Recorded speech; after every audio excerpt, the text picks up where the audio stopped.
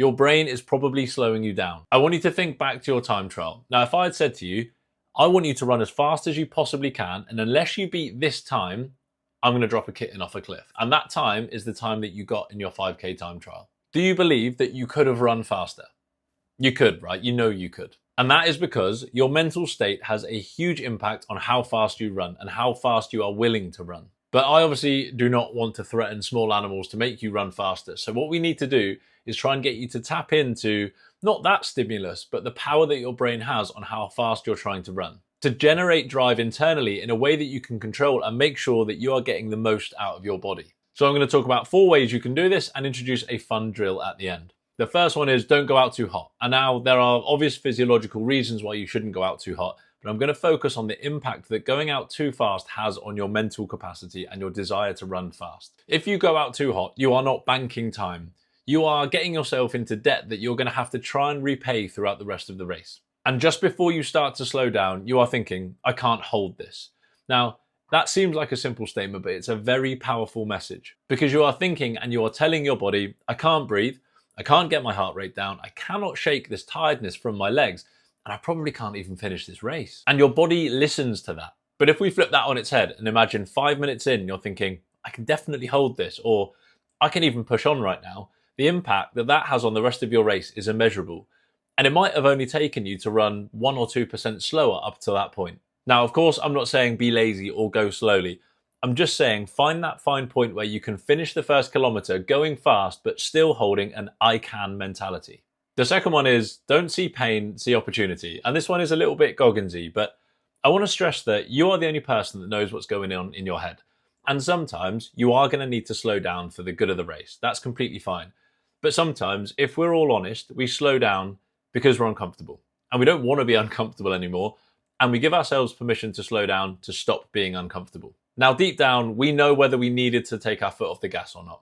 And I want to stress that every time you want to take your foot off the gas to slow down, you have an opportunity to prove something new to yourself, to push the boundary of discomfort and see how you react, see how the response is from a physiological and a mental perspective. And it's really important that you do that because exposing ourselves to discomfort and observing how we react to it is one of the things that teaches us most about ourselves. And we should use that opportunity as frequently as we can and as we want to when we're exercising. It's not just picking stuff up and putting stuff down. It's not moving yourself from A to B. It is constantly assessing how much further you are willing to push yourself. And this is a massively important thing for me, but I know that the more versions of you that push through, that seek discomfort, and are willing to go further than you've previously gone before, the more confidence you have in yourself and the more resilient you become.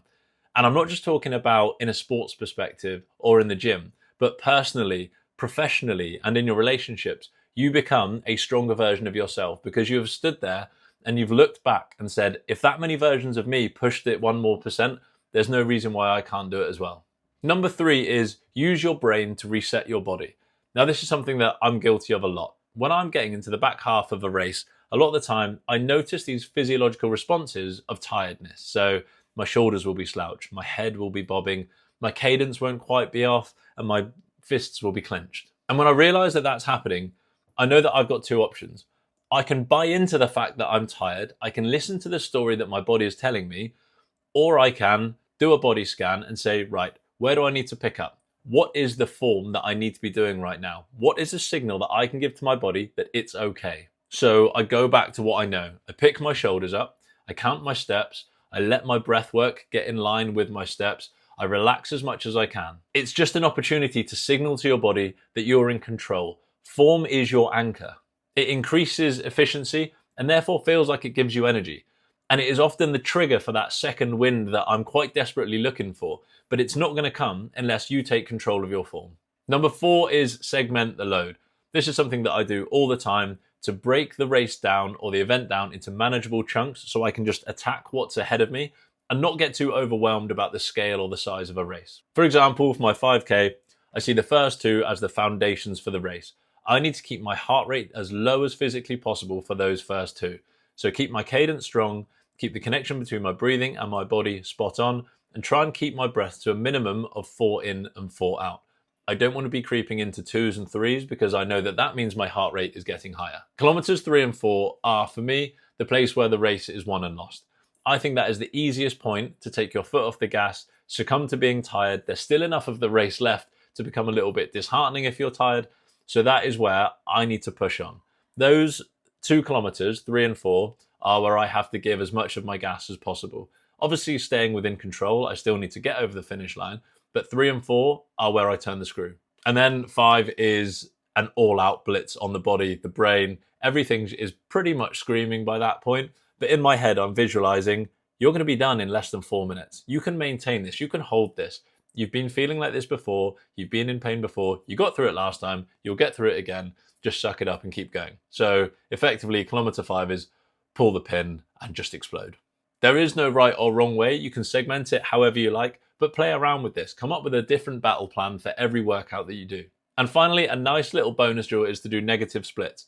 Now that is where you have to go faster every kilometer in a row, even if it's just by 1 or 2 seconds. It forces you to pace early and it teaches you how to build into your effort and how it should feel when you get towards the end of a race. Rather than blowing up at the start and getting slower, we want to build into it. And all we're doing is trying to raise the pace of that first kilometer and still get faster every time and see eventually how we can level out, because ultimately we want a consistent pace through kilometers 1 and 4. And then 5 is basically going to be how much do you want it on the day. That's where your nutrition and your sleep come into play. How deep can you dig in the last 2, 3, 4 minutes of that run? So no, you don't need to get fitter to get faster. You need to pace smarter, talk better, reset with purpose, and break the challenge down. Behave like someone who chooses to challenge themselves, who does hard shit, who overrides the desire to slow down. Train your brain to have that I can mentality.